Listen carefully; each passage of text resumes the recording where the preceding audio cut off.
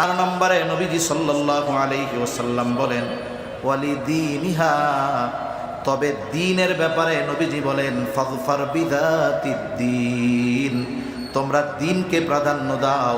কারণ বাকি 3টা যদি কোনো নারীর মধ্যে থাকে, তার মধ্যে যদি দ্বীন না থাকে, তাহলে প্রকৃতপক্ষে উত্তম চরিত্রবান মহিলা সে হতে পারে না। এখন এর বিপরীত, এখন কেউ মাল দেখে, কেউ সৌন্দর্য দেখে, দ্বীনকে বানিয়ে ফেলছে অপশনাল 4 সাবজেক্ট। ওইটা থাক আর না থাক, চেহারা, টাকা আর বংশ ঠিক থাকলে বাকিটা ঠিক হয়ে যাবে, এরকম বলে না অনেকে? আরে মেয়ে সুন্দর আছে, নামাজ কালাম পারে না, তাতে কি, শিখায় লইস, বলে না এরকম? বলে। কিন্তু দেখা যায় শিখাইতে গিয়া উল্টা তার অবস্থা খারাপ হয়ে যায়। এজন্য এই 4 গুণ যদি একজনের মধ্যে থাকে সেটা তো ভালোর উপরে ভালো, কিন্তু বাকি 3টা আছে, দ্বীন নাই, সব জায়গায় গণতন্ত্রের স্লোগান চলে না। যদি এই চিন্তা করি যে 4 ভাগের 3 ভাগ তো তার মধ্যে পাওয়া গেছে, দ্বীন নাই, তাতে কি, বেশিরভাগ গুণ তো আছে, কিন্তু দ্বীন হলো এমন এক গুণ, বাকি 3টা যদি নাও থাকে, ওই মেয়ে যদি দ্বীনদার হয় তাহলে আশা করা যায় তার সন্তান একজন দ্বীনদার সন্তান হবে, ঠিক কিনা বলেন? এজন্য সন্তান তারবিয়াতের প্রথম ধাপ হলো বিবাহের মাধ্যমে শুরু হয়। এজন্য রাসূল আকরাম সাল্লাল্লাহু আলাইহি ওয়াসাল্লাম বিবাহের ক্ষেত্রে দ্বীনদারিত্বকে প্রাধান্য দিতে বলেছেন। এরপরে বিবাহ সম্পাদন হয়ে গেল, এরপর আল্লাহ তাআলার কাছে নেক সন্তানের জন্য দোয়া করা। সন্তান মাতৃগর্ভে আসার আগেই সন্তানের জন্য, নেক সন্তানের জন্য আল্লাহ তাআলার কাছে দোয়া করা, এটা পয়গম্বরদের সুন্নাত, পয়গম্বরদের আমল। নেক সন্তানের জন্য দোয়া করা আল্লাহ কোরআনুল কারীমের মধ্যে দোয়া শিখায়া দিয়েছেন। আল্লাহ তাআলা শিখায়া দেন, রব্বানা হাব লানা মিন আজওয়াজিনা ওয়া যুররিয়াতিনা কুররাতা আ'য়ুন ওয়াজআলনা লিল মুত্তাকিনা ইমামা। আল্লাহ তাআলার কাছে এমন সন্তান, স্ত্রী কামনা করা যা আমাদের চক্ষু শীতলকরণের কারণ হবে। এই দোয়া সন্তান দুনিয়ায় আসার আগেও করতে হবে, পরেও করতে হবে। আবার অনেক সময় বিবাহ হইছে, সন্তান হয় না। মূলত বলেন তো, সন্তান দেওয়া না দেওয়ার একমাত্র ক্ষমতা কার? জোরে বলেন, কার? আল্লাহ তাআলা। আল্লাহ যদি চান বুড়াকালেও সন্তান দিতে পারেন, আর আল্লাহ যদি না চান সুস্থ সবল ব্যক্তিকেও সন্তান বঞ্চিত করেন। অনেক সময় অনেকে আবার অতি আবেগে আপ্লুত হয়ে দেখা যায় যে সন্তানের আশায় এমন কিছু কাজ করে বসে যার দ্বারা তার ঈমান নষ্ট হয়ে যাওয়ার মতো অবস্থা হয়ে যায়। করে কি করে না?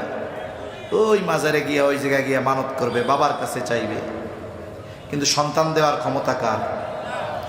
আল্লাহ রাব্বুল আলামিন বলেন, ইয়াহাবু লিমান ইয়াশাউ ইনাসান ওয়া ইয়াহাবু লিমান ইয়াশাউ যুকুর আও ইউযাউযুহুম যুকরানান ওয়া ইনাসা ওয়া ইয়াজআলু মান ইয়াশাউ আকিমা। আল্লাহ তাআলা যাকে চান তাকে ছেলে সন্তান দেন, আল্লাহ তাআলা যাকে চান তাকে কন্যা সন্তান দেন, আবার যাকে চান আল্লাহ তাআলা উভয়টাই দেন। আবার আল্লাহ তাআলা যাকে চান ওয়াজআলু মান ইয়াশাউ আকিমা। ডাক্তার কোনো রোগ ধরতে পারে না, বলে আপনারা তো সুস্থ, আমি কি করব, সব ঠিক আছে, কিন্তু আল্লাহ চায় না, এই জন্য সন্তান হয় না। আছে না নাই? এজন্য সন্তান যদি না হয় চাইবো কার কাছে? জোরে বলেন। সাথে সাথে আল্লাহ তাআলার কাছে দোয়া অব্যাহত রাখতে হবে। পয়গম্বর আলাইহিস সালাম ও নেক সন্তানের জন্য আল্লাহ তাআলার কাছে দোয়া করছে। হযরত জাকারিয়া আলাইহিস সালাম বার্ধক্যে উপনীত হয়ে গেছে, স্ত্রীও বুড়া হয়ে গেছে, সন্তান হয় না। ওনার কাছে যে মারিয়াম আলাইহিস সালামকে রেখে আসা হয়েছিল, ওনার জন্য বাইতুল মুকাদ্দাসে আলাদা কামরা। আল্লাহ তাআলা এক নিদর্শন মারিয়াম আলাইহিস সালামের জন্য বিশ্ববাসীর কাছে প্রেরণ করবেন, এটা আল্লাহর ইচ্ছা ছিল। পিতাবিহীন গর্ভে সন্তান, গর্ভে যখন সন্তান আছে, স্বাভাবিক ডাক্তার কি বলে, ভালো কিছু ভালো ভালো খাওয়াইবেন, বলে না এরকম? যে মা যখন খাবে এর থেকে গর্ভের বাচ্চা পুষ্টি লাভ করবে। এখন তো খাবার ভালো দরকার। মারিয়াম আলাইহিস সালামের গর্ভে সন্তান, মাঝে মধ্যে জাকারিয়া আলাইহিস সালাম মারিয়াম আলাইহিস সালামের ঘরে যায়। যখনই যায় তখনই গিয়া দেখে হরেক রকমের ফলমূল, যেটা যেই সিজনে পাওয়া যায় না ওই সিজনে সেই ফল, শীতের ফল গরমে, গরমের ফল শীতে। এই দৃশ্য দেখার পর জাকারিয়া আলাইহিস সালামের অন্তরের মধ্যে একটা কথা আসলো, আহারে, যেই আল্লাহ গরমের ফল শীতের সময় খাওয়াইতে পারে, শীতের ফল গরমে খাওয়াতে পারে, সেই আল্লাহ আমাকেও বুড়াকালে সন্তান দিতে পারে। এখন ওনার মনের মধ্যেই চিন্তা আসছে, ওই রুমের মধ্যে যাইয়া এই চিন্তা আসছে, ওই জায়গায় দোয়া করা শুরু করছে। আল্লাহ তাআলা সেই দোয়ার খবর জানায় দেন, হুনালিকা দাআ জাকারিয়া রাব্বাহ قال رب هب لي من لدنك ذرية طيبة إنك سميع الدعاء। ওই জায়গায় জাকারিয়া আলাইহিস সালাম রবের নিকটে দোয়া করে বলে, হে আমার রব, আমাকে আপনার নিকট হতে পবিত্র বংশধর দান করেন, তাহলে পবিত্র সন্তান, নেক সন্তান। জাকারিয়া আলাইহিস সালাম যার কাছে চেয়েছেন তিনি কে? মানে উনি তো বুড়া, চিন্তা করেছে সন্তান হবে না, কিন্তু যখন দেখছে গরমের ফল শীতে, শীতের ফল গরমে, তাহলে এই আল্লাহ যৌবনকাল লাগবে না, বুড়াকালেও সন্তান দিতে পারে, এই আশায় দোয়া করছে। আল্লাহ তাআলা ওনারে একটা নেক সন্তান দান করেছে, ইয়াহইয়া আলাইহিস সালাম। সুবহানাল্লাহ। মুসলিম মিল্লাতের পিতা ইব্রাহিম আলাইহিস সালাম দোয়া করছে, বুড়াকাল, 90 এর কোটায় বয়স, কোন কোন তাফসিরে আসছে 86 বছর বয়সে আল্লাহ ওনারে সন্তান দিছে। কি দোয়া করেছে? রব্বি হাবলি মিনাস সলিহিন, আয় আল্লাহ আপনি আমার একটা নেককার সন্তান দান করেন। মুফাসসিরিনে কেরাম বলেন, আল্লাহ তাআলার কাছে ছেলে সন্তান কামনা করা এটা ইব্রাহিম আলাইহিস সালামের সুন্নাত। এখন আপনি চাইছেন ছেলে, আল্লাহ দিছে মেয়ে, মুখটারে পেশার মতো বানানো যাবে নাকি? জোরে বলেন যাবে? কারণ আগেই বলছি, ছেলে হোক মেয়ে হোক, যিনি দেন তিনি কে? তার মানে আল্লাহর ফয়সালার ব্যাপারে আমি আপনি অসন্তুষ্ট। চাইছি ছেলে, দিছে মেয়ে, কারণ চাইছি কার কাছে? জোরে বলেন না, কার কাছে? এই আল্লাহর নাম নিতে কষ্ট হইতেছে, এটা তাকবীর দেন, নারায়ে তাকবীর। হলো না? নারায়ে তাকবীর, নারায়ে তাকবীর। তাহলে আল্লাহর কাছেই তো ছেলে চাইছি, যে আল্লাহর কাছে ছেলে চাইছি সে আল্লাহই মেয়ে দিছে, তাহলে রাগ হওয়ার কোনো সুযোগ আছে? সুযোগ নেই। ইব্রাহিম আলাইহিস সালাম দোয়া করেছে, রব্বি হাবলি মিনাস সালিহিন, রব আমাকে একটা নেককার সন্তান দেন। আল্লাহ তাআলা জবাব দেন, ফাবাশশারনাহু বিগুলামিন হালিম, আমি তাকে একজন সহনশীল সন্তানের সুসংবাদ দিলাম। সুবহানাল্লাহ বলেন। বয়স কত তখন? 86। আল্লাহ সন্তান দিছে একটা। এই সন্তানকে আল্লাহ বলছেন হালিম, আমি তাকে সহনশীল একটি সন্তান দান করলাম। এই সহনশীলতা এই সন্তানের মধ্যে ক্ষুদ্র বয়সে কতটুকু ছিল সেটাও আল্লাহ জানায় দেন। ফালাম্মা বালাগা معه السعي قال يا بني إني أرى في المنام أني أذبحك فانظر ماذا ترى قال يا أبت افعل ما تؤمر ستجدني إن شاء الله من الصابرين। ইব্রাহিম আলাইহিস সালামের সন্তান ইসমাইল আলাইহিস সালাম যখন পিতার সাথে চলার মতো বয়স হয়েছে, বিভিন্ন কাজে বাবারে সহযোগিতা করতে পারে।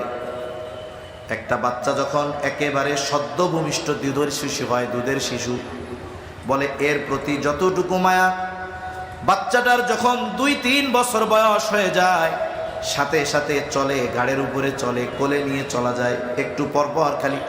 এইবার আল্লাহ তাআলা ইব্রাহিম আলাইহিস সালামকে স্বপ্নে দেখাইলেন, স্বপ্নে দেখছে যে তিনি তার সন্তানকে জবাই করতেছে। সন্তানের কাছে আইসা ইব্রাহিম আলাইহিস সালাম বলতেছে, ইয়া বুনাইয়া ইন্নী আরা ফিল মানাম, হে আমার বৎস, আমি স্বপ্নের মধ্যে দেখলাম আন্নী আযবাহুকা, যে আমি তোমারে জবাই করতেছি। তার মানে তোমারে আমি জবাই করতেছি, স্বপ্নে দেখলাম। ইসমাইল আলাইহিস সালাম পয়গম্বরের সন্তান, স্বপ্ন আমরা দেখতেই পারি, কিন্তু ওই সাথে চলা বালক এখনই বুঝতে পারছে যে আমার বাপ যে স্বপ্ন দেখছে এটা সাধারণ স্বপ্ন না। কারণ নবীদের স্বপ্ন হলো ওহী, নবীদের স্বপ্ন হলো আল্লাহ তাআলার পক্ষ থেকে প্রত্যাদেশ। ছেলেও বুঝতে পারছি এটা নিছক কোনো স্বপ্ন নয়, বরং আমাকে জবাই করার আদেশ যিনি দিয়েছেন তিনি কে? ইব্রাহিম আলাইহিস সালাম বলতেছে, আমি তো স্বপ্নে দেখছি তোমারে জবাই করতেছি। ফানদুর মাদা তারা, এখন তুমি এই ব্যাপারে কি বলো, তোমার মতটা কি, তোমার সিদ্ধান্তটা কি? যদি বলতো যে আব্বা এই কাম কি কোনো বাপ ছেলের সাথে করে, এটা কি কোনো কাজ হইল? যদি বলতো, বলেন তো ইব্রাহিম আলাইহিস সালাম তাইলে বলতো নাকি যে তাইলে থাক জবাই টবাই করার দরকার নাই? করতো? ইব্রাহিম আলাইহিস সালাম তো তার সিদ্ধান্ত অটল, কিন্তু সন্তানকে জিজ্ঞাসা করে সন্তানের মনোভাবটা তিনি একটু বুঝতে চান। আল্লাহ বলছে, সংবাদ দিছি, ফাবাশশারনাহু বিগুলামিন হালিম, সহনশীল এক সন্তানের সুসংবাদ আমি তাকে দিলাম। কেমন সহনশীল সন্তান? সহনশীলতা হলো এমন এক গুণ, অনেকগুলো গুণের সমন্বয় একটা গুণ। সন্তানও সহনশীল, জবাব দিয়ে দিল, ক্বালা ইয়া আবাতি ফাআল মা তু'মার সাতাজিদুনি ইনশাআল্লাহু মিনাস সাবিরিন। হে আমার পিতা, আপনি যেই ব্যাপারে আদিষ্ট হয়েছেন, যেই ব্যাপারে আপনি আল্লাহর পক্ষ থেকে নির্দেশনা প্রাপ্ত হয়েছেন, আপনি এটা করেন। ইয়া আবাতি ফাআল মা তু'মার, আপনাকে যা আদেশ করা হয়েছে আপনি সেটা করেন, আমারে জবাই করেন, টেনশন করেন না। সাতাজিদুনি ইনশাআল্লাহু মিনাস সাবিরিন, যে আপনি আমাকে ধৈর্যশীলদের অন্তর্ভুক্ত পাবে। এই যে এমন এক সন্তান, এটা ইব্রাহিম আলাইহিস সালামের দোয়ার ফসল। কিসের ফসল? জোরে কোন, জোরে জোরে, কিসের ফসল? দোয়ার ফসল। এই জায়গায় সন্তান আছে কাদের কাদের একটু হাত উঁচা করেন। যাদের যাদের সন্তান আছে, ছেলে হোক আর মেয়ে হোক, আপনামা সন্তান দুনিয়ায় আসার আগে আল্লাহর কাছে এই দোয়াটা করছেন, এরকম দুই একজন আছেন? মিথ্যা কথা কইেন না। আলহামদুলিল্লাহ 2-3 জন পাইছি, নামান হাত, মাশাআল্লাহ। তাহলে দেখুন, ইব্রাহিম আলাইহিস সালাম সন্তান দুনিয়ায় আসার আগে আল্লাহ তাআলার কাছে দোয়া করছে কি, যে আমার একটা নেককার সন্তান দেন। সন্তান দুনিয়ায় আসে নাই, কিন্তু এই দোয়া করাটাও সন্তান তরবিয়তের অন্যতম একটি গুরুত্বপূর্ণ অংশ, যার প্রমাণ আমরা পেয়েছি পয়গম্বর আলাইহিস সালামের থেকে, জাকারিয়া আলাইহিস সালাম থেকে, আমাদের মুসলিম মিল্লাতের পিতা ইব্রাহিম আলাইহিস সালাম থেকে। এজন্য সন্তানদের জন্য আমরা দোয়া করব। যাদের হয় নাই সেও দোয়া করবে, যাদের হয়েছে সন্তানের জন্য সেও দোয়া করবে। এই সন্তানের জন্য দোয়া করার শিক্ষা আল্লাহ দিয়েছেন। পয়গম্বর আলাইহিস সালাম আমাদেরকে সন্তানদের জন্য দোয়া করা শিখিয়েছেন। তাহলে তারবিয়াতের প্রথম অংশ কি? একজন নেককার মেয়েকে বিবাহ করা। 2 নম্বর, সন্তান দুনিয়ায় আসে নাই, কিন্তু আগের থেকেই সন্তানের জন্য নেক দোয়া করতে থাকা, আল্লাহ তাআলার কাছে নেক সন্তান চাওয়া। এরপরে সন্তান দুনিয়ায় আসলো, আসার পরের তারবিয়াত কি? সন্তানের হুকুক সমূহ যেগুলো আছে, হকগুলো তো আদায় করবে, সাথে সাথে আরও তার জন্য কি করণীয় আছে। এটাকে আমরা 3 ভাগে ভাগ করব। অল্প সময়ের মধ্যে কথা শেষ করে দিতে হবে, কারণ সবাই উপস্থিত। প্রথম বিষয়টা হলো সন্তান তরবিয়তের মৌলিক যে বিষয়টা, সেটা হলো তাওহীদ ও ঈমানের ভিত্তি সুদৃঢ় করতে হবে। আমাদের যে সন্তানেরা দুনিয়ায় আসছে, শিশু মননে ঈমানের বীজ, তাওহীদের বীজ বপন করে দিতে হবে। আমি আপনি যদি অপেক্ষায় থাকি যে সন্তানের বয়স তো 3 বছর 4 বছর, ওইটা তো নাবালক, আল্লাহ তো ওর কোনো পাপ লেখে না, তাইলে আমরা এত বাড়াবাড়ি করে লাভ কি? 12 বছর হোক, এরপরে নামাজ শিখাবো না, এরপরে দিন শিখাবো না। যদি এই চিন্তা যদি কেউ করে সন্তানকে রেখে দেয়, তাহলে ওই কুমারের মতো হবে। কুমার যে হলো মাটি দিয়া জিনিসপত্র বানায়, আছে আপনাদের এদিকে? এই মাটিরে আগে নরম করে, কত প্রসেসিং করার পরে একটা চাকার মধ্যে, চাকার উপরে মাটিটাকে রেখে তার হাতের নৈপুণ্যতাকে কাজে লাগিয়ে মাটি দিয়ে কত সুন্দর সুন্দর জিনিস তৈরি করে, ঠিক কিনা বলেন? যে এই নৈপুণ্যতার অধিকারী নয়, তাকে যদি সুন্দর মাটি দেওয়া হয়, আমারে দিয়ে যদি কয় হুজুর এক গ্লাস বানায় দেন, আমার দ্বারা সম্ভব? কেন নয়? বলে ওই কাজ করার যোগ্যতা আমার মধ্যে নাই। কুমার যদি তার হাতের নৈপুণ্যতা প্রদর্শনের মাধ্যমে মাটির সুন্দর সুন্দর তৈজসপত্র বানাতে চায়, তবে মাটিটা নরম হতে হবে। ওই কুমার যত অভিজ্ঞতা সম্পন্ন হোক না কেন, যদি কুমারের সামনে শক্ত মাটি এনে দেওয়া হয়, সে যতই চেষ্টা প্রচেষ্টা করুক না কেন, তার যতই অভিজ্ঞতা থাকুক না কেন, ওই শক্ত মাটি দিয়া একটা গ্লাসও সে বানাতে পারবে না। কুমার ওই সময় কেন বানাতে পারে? বলে ওই সময় মাটিটা নরম থাকে। এই জন্য শিশুদের মনের অবস্থা ওই রকম কাদার মতো, ছোটবেলায় যেই ছাঁচে তারে গড়বেন, বড় হওয়ার পরে ওটাই হবে। শিশুদের মন হলো পাথরের মতো, লেখার ক্ষেত্রে শেখানোর ক্ষেত্রে পাথরের মতো। পাথরে যেমন খোদাই করলে মুছে যায় না, শিশু মরণে যদি তাওহীদ আর ঈমানের বীজ বপন করে দেওয়া যায়, ওর সামনে যত ফিতনা আসুক না কেন, ও কখনো বেঈমান হবে না, ঠিক কিনা বলে? এজন্যই তো হযরত লোকমান আলাইহিস সালাম, দাউদ আলাইহিস সালাম নবুয়তি পাওয়ার আগের মানুষ। হযরত লোকমান তিনি নবী ছিলেন না, অথচ হযরত লোকমানের সন্তানদেরকে করা নসিহতগুলো আল্লাহ তাআলার কাছে কত পছন্দনীয় হয়েছে, যে আল্লাহ তাআলা হযরত লোকমানের সন্তানদেরকে করা নসিহতগুলো উম্মতে মুহাম্মাদির জন্য ওহী কইরা নাজিল করেছেন। শুধু তাই না, হযরত লোকমানের নামে একটা সূরা আছে, ওই সূরার মধ্যে হযরত লোকমানের সন্তানদেরকে করা নসিহতগুলো আমাদের জন্য আল্লাহ তাআলা কোরআনুল কারীমের মধ্যে নাজিল করেছে। কেন করছে এটা? কারণ হযরত লোকমান তার সন্তানদের যেই তারবিয়াত দিয়েছে, এই তারবিয়াতের প্রথমটাই তাওহীদ আর ঈমানের তারবিয়াত।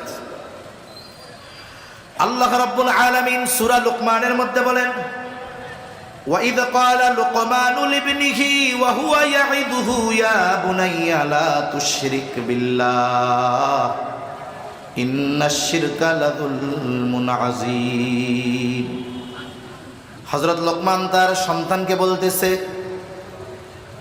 আল্লাহ তাআলা বলেন তার সন্তানরে, হযরত লোকমান তার নিজ সন্তানরে ওয়াজ করতেছে, وَهُوَ يَعِظُهُ, সন্তানরে ওয়াজ করতেছে, ইয়া বুনাইয়া লা তুশরিক বিল্লাহ, হে আমার বৎস, তুমি আল্লাহ তাআলার সাথে শিরিক কইরো না। এই যে তাওহীদের শিক্ষা, আল্লাহর একত্ববাদের শিক্ষা, তারবিয়াত সন্তানকে দিচ্ছে হযরত লোকমান। কেন শিরিক করবা না? ইন্নাশ শিরকা লাযুলমুন আযীম, কারণ শিরক হলো মহাজুলুম, মহা অন্যায়। আল্লাহ তাআলার সাথে শিরিক করা এটা শুধু জুলুম না মহা জুলুম? জোরে বলেন, কি জুলুম? মহা জুলুম, আল্লাহর সাথে শিরিক করা। যেহেতু কথার প্রসঙ্গে আসলে তাই একটু বলি, যে একটা হলো জুলুম আর একটা হলো মহা জুলুম। মানুষের উপরে যে অন্যায় করে এটা সাধারণ জুলুম। শক্তিশালী দুর্বলের উপরে যেই জুলুম করে এটা সাধারণ জুলুম। তার মানে সবল কর্তৃক দুর্বলের যেই অধিকার নষ্ট করা, এটা হলো শুধু জুলুম। আর মহা জুলুম হলো দুর্বল কর্তৃক সবলের হক নষ্ট করা।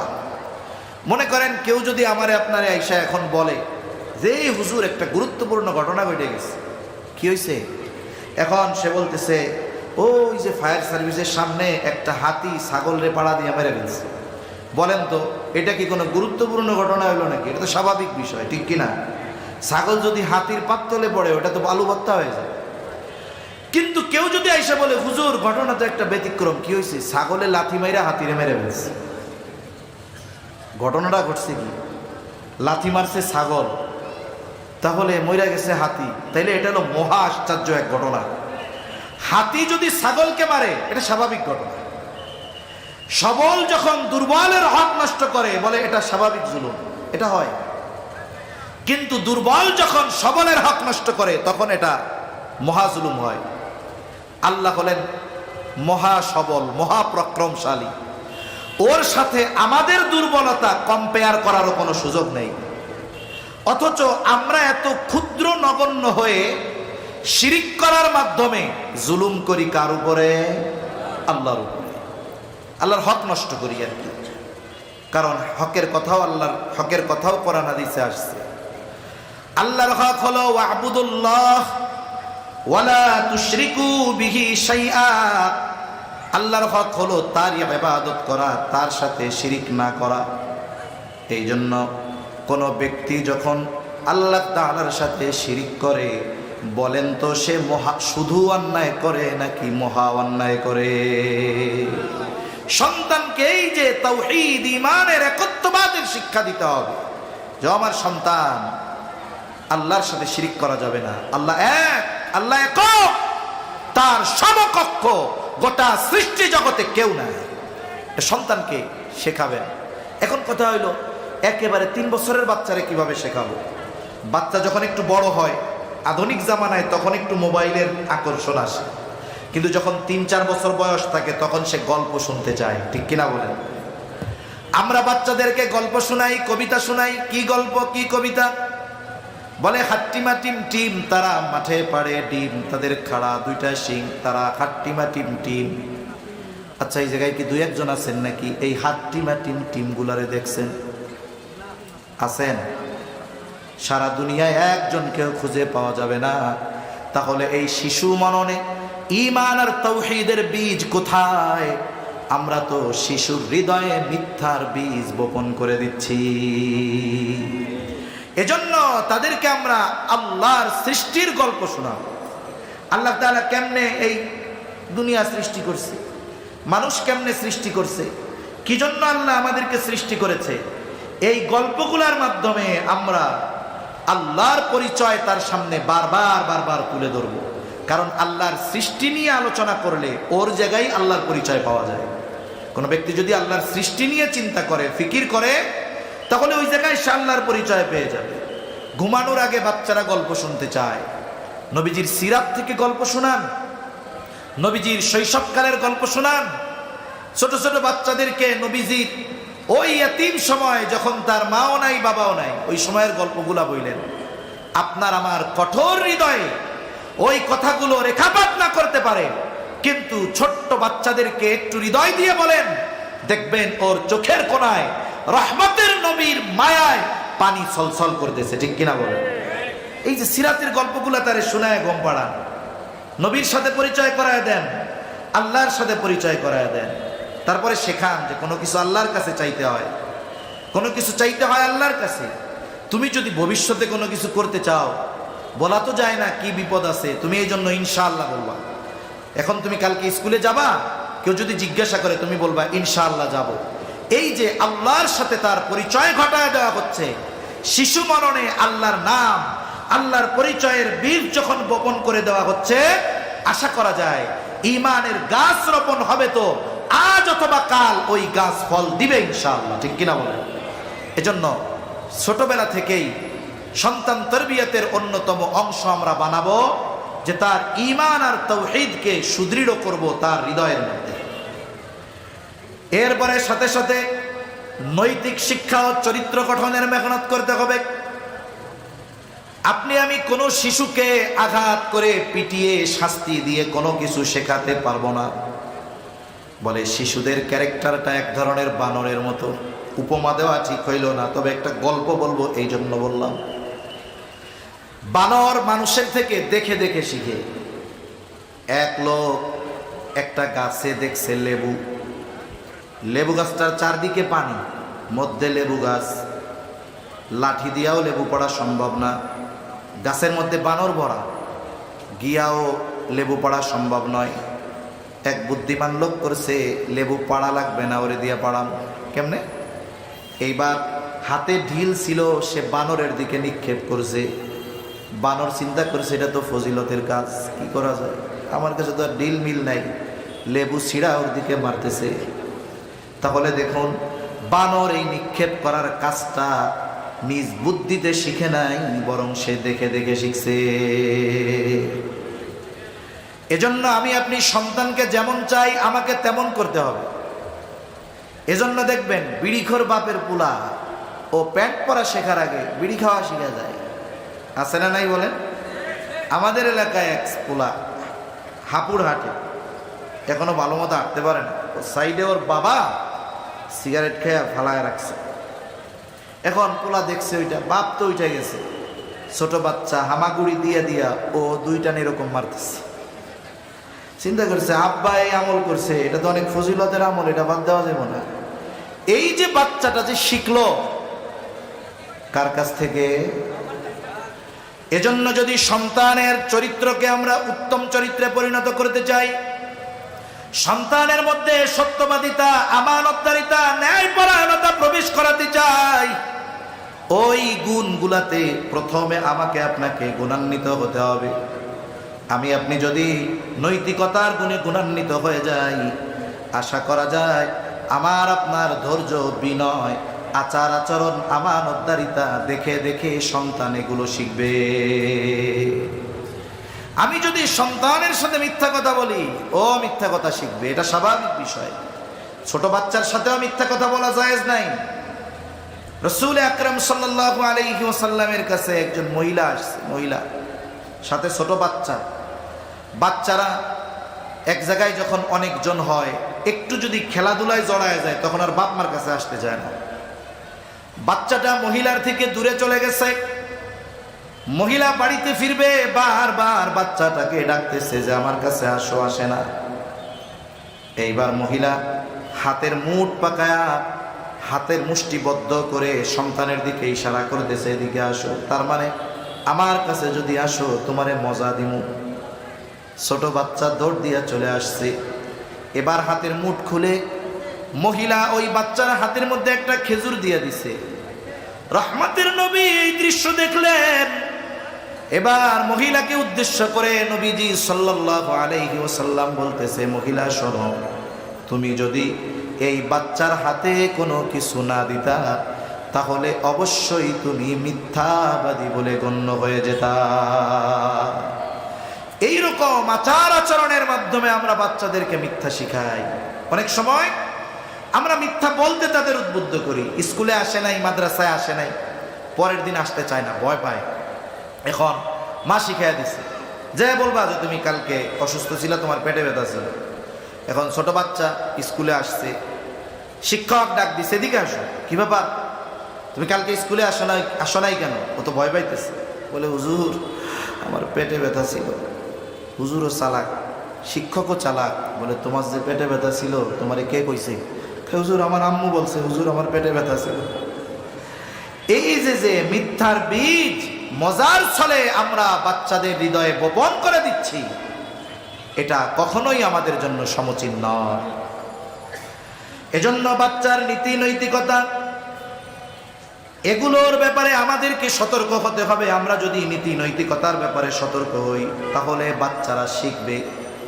এই যে দেখেন, নৈতিকতার একটি আমল হলো সালাম প্রদান করা, সালাম দেওয়া।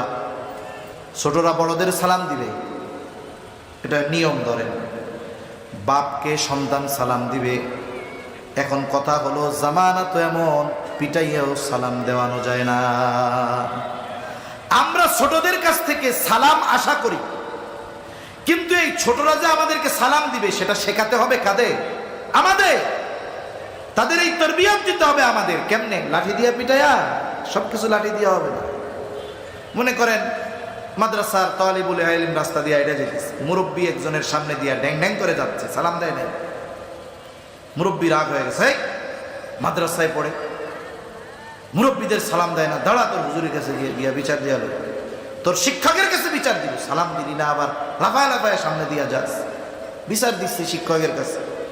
শিক্ষক ছাত্ররা ডাকছে, একটু শাসন করছে, মনে করেন একটু পিটানি দিছে। পিটানি কেন দিছে? ওই মুরব্বীরে সালাম না দেওয়ার কারণে। এই যে সাজা দিল, পরের দিন দেখা হলে সালাম দিবে কি দিবে না? দিবে। আর মনে মনে বলবে, আল্লাহ এই বুড়িয়াটা মরে না কেন, করে সালাম দেই না এই বুইলা, আমার হুজুরের কাছে বিচার দিস, আসসালামু আলাইকুম, ও আল্লাহ ও যেন মরে তাড়াতাড়ি। আপনি সালাম পাইলেন ঠিক, কিন্তু দোয়া মূল কিন্তু ওইটা যেন তাড়াতাড়ি মরে। কিন্তু যদি আমি আপনি এইটা না কইরা ওই ছোট বাচ্চা লাফায় লাফায় যাচ্ছে, আমি যদি একটা হাসি দিয়া বলতাম আসসালামু আলাইকুম, একদিন, 2 দিন, 3 দিন, চতুর্থ দিন আপনি আমি রাস্তা দিয়ে যাব, বাচ্চাটাই মাঠের মধ্যে খেলা করবে, ওর নজরে যখন পড়বে ওই যে মুরব্বী হেঁটে হেঁটে যাচ্ছে, আমারে 3 দিন সালাম দিছে, আমি দিতে পারি নাই, ও দৌড় দিয়া পেছন দিয়া জামা টান দিয়া হইলেও বলবে, দাদা আসসালামু আলাইকুম।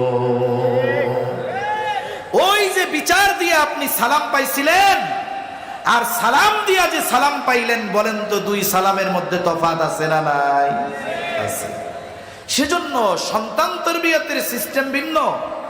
ছোট বাচ্চাদেরকে সব সময় পিটায় শেখানো যায় না। এজন্য আমি আমার বাসায় যখন যাব, ঘরে ঢুকতে সালাম দিব। বেটারা অনেক সময় মনে করে মহিলাদের সালাম দিব, ইজ্জত থাকবো। আরে বাইরের মহিলারে সালাম দেওয়ার দরকার নাই, আপনার ঘরের মহিলারে সালাম দেন, আপনার ওয়াইফকে সালাম দেন, বোনকে সালাম দেন, মাকে সালাম দেন। ছোট্ট বাচ্চা দরজা খুলে দিচ্ছে, এই ছোট বাচ্চাকেও আপনি সালাম দেন। একদিন দেখবেন আপনি ঘরের কলিং বেল দিয়েছেন, ঘরে ঢুইকা আপনি তারে সালাম দিছেন, ও রাগ হয়ে যাবে, বলবে আব্বু তুমি বাইরে যাও, আবার কলিং বেল দাও, আমি দরজা খুলবো, আগে সালাম দিব, কিন্তু তুমি আমাকে আগে সালাম দিতে পারবা না। এই শিক্ষাটা আমি আপনি তাকে শাস্তি দিয়ে শেখাতে পারবো না, এটা শেখাতে হবে আমার আপনার আচরণের মাধ্যমে। এরপরে তৃতীয় বিষয় যেটা, দ্বীনি শিক্ষা ও ইবাদতের প্রতি তাকে আগ্রহী করে তোলা। একটা হলো বয়স যখন হবে তখন সে আমল করবে, তবে মানুষ ওই কাজটাই করে যেই কাজের ব্যাপারে তার অন্তরে আগ্রহ পয়দা হয়। শিশু মননে ইবাদতের আগ্রহ জাগ্রত করতে হবে আগে। ছোটবেলায় জোর করে আপনি আমি তাকে ইবাদত করাতে পারবো না, কিন্তু ছোটবেলায় ইবাদতের আগ্রহ তার অন্তরে জাগ্রত করে দেওয়া যেতে পারে।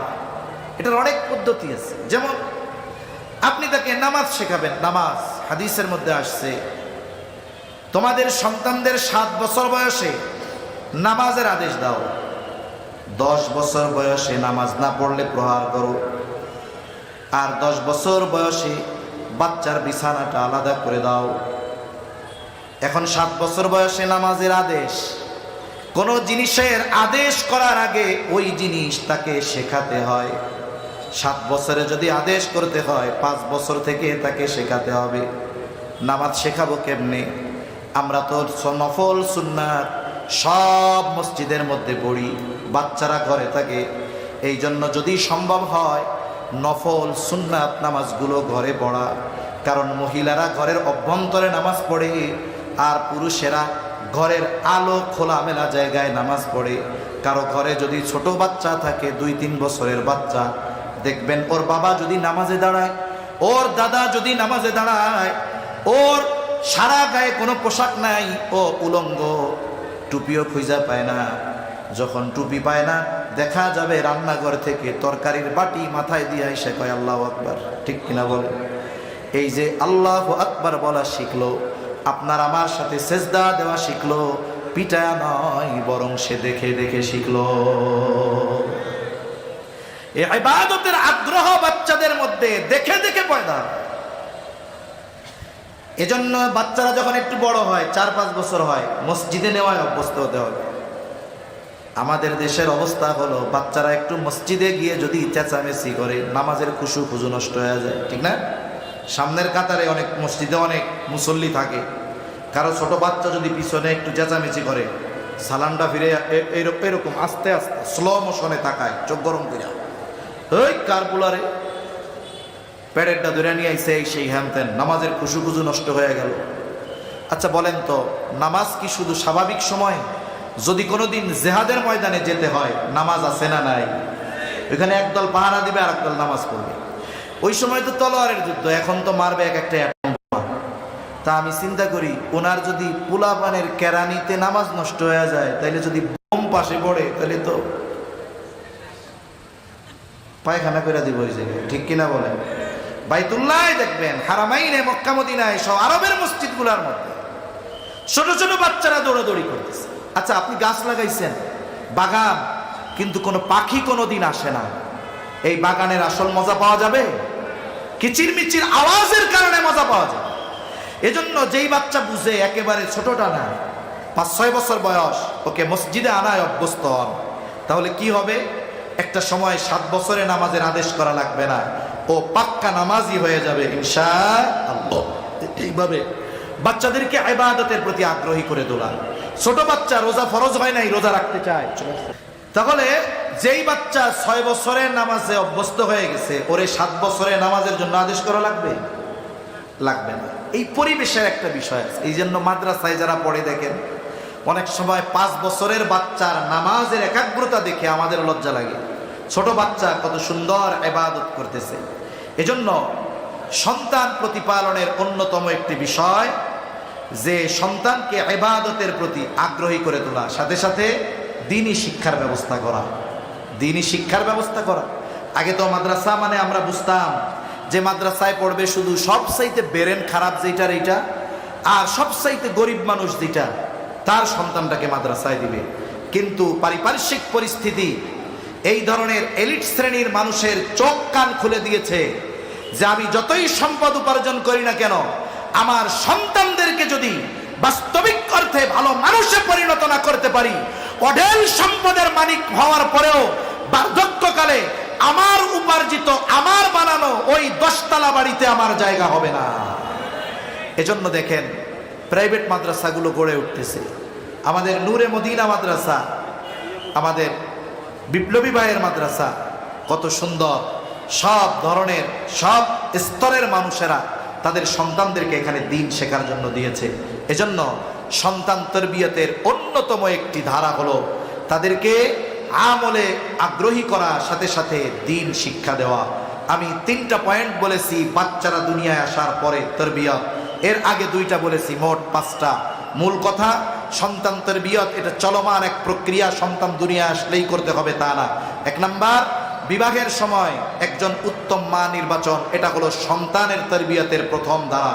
দ্বিতীয়, বিবাহের পরে নেক সন্তানের জন্য দোয়া করা। তৃতীয়ত, সন্তান দুনিয়ায় ভূমিষ্ঠ হওয়ার পর কিছু হুকুক আছে, এগুলো আদায় করার পরে 3 নম্বরে যেই বিষয়টা, যখন সে একটু বড় হবে তার তাওহীদ ও ঈমানকে সুদৃঢ়করণের ব্যবস্থা গ্রহণ করা। 4 নম্বর, নীতি নৈতিকতা আদর্শের উপরে গড়ে তোলার ব্যবস্থা করা।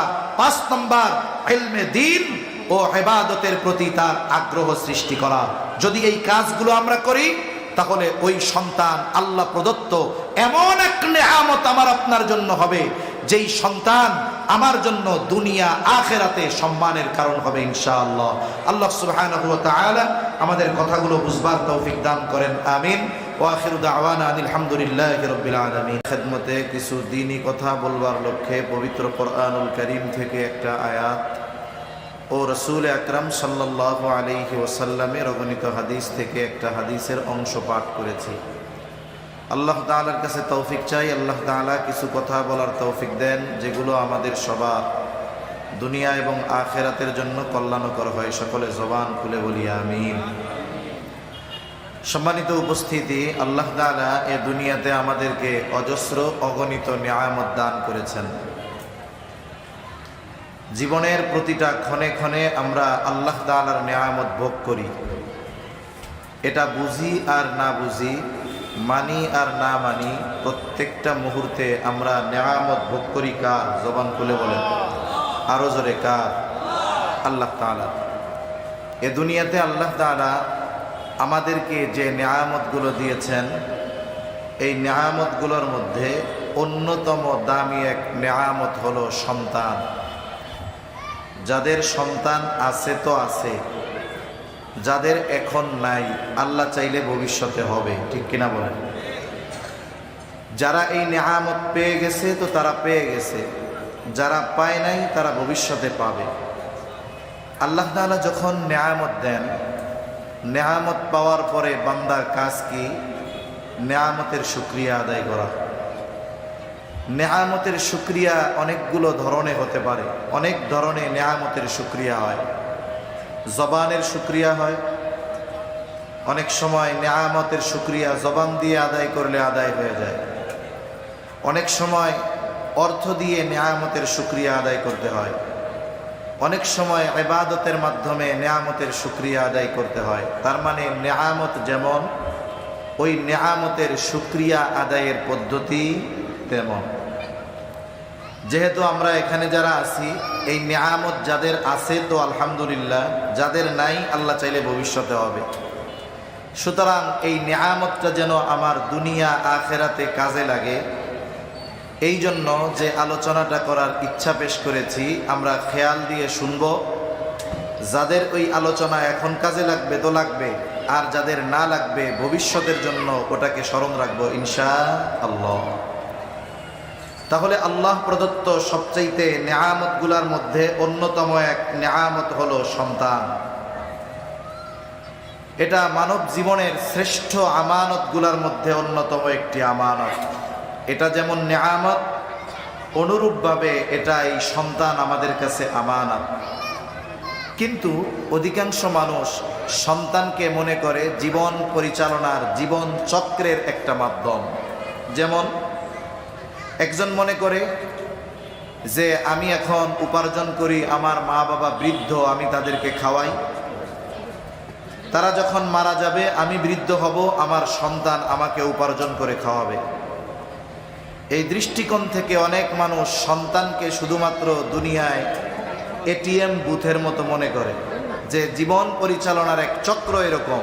আমি বুড়া হব, আমার ছেলেরা উপার্জন করে খাওয়াবে, তারা বুড়া হবে, তার ছেলেরা উপার্জন করে খাওয়াবে। বলুন তো, আল্লাহ তাআলা কি সন্তান শুধু এই কারণেই দান করছেন নাকি? আরো অনেক কারণ আছে। এরপরেও আমরা দেখি এই দুনিয়াতে অনেক অভিভাবক আছে যাদের তার সন্তানদের ব্যাপারে এই অনুযোগ, এই অভিযোগ যে সন্তানেরা তাদের হক আদায়, ঐশীর মতো সন্তান জন্ম নেয় আর মাদকাসক্ত হয়ে ওই কন্যার দ্বারা মা বাবা হত্যা হয়েছে। এটা আমরা এক সময় মনে করতাম, কিন্তু এটা মনে করার আর সুযোগ নাই। এখন তো আমাদের সামনে এই বিষয়টা চলে আসছে।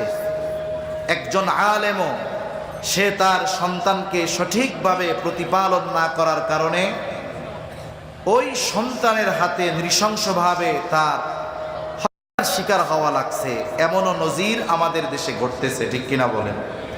এজন্য কোনো পিতা চায় না, হোক সে আলেম হোক সে গায়রে আলেম, যে সে তার সন্তানের দ্বারা কোনো ধরনের খারাপ আচরণের শিকার হবে, এটা কোনো অভিভাবক কশ্চিনকালেও আশা করে না।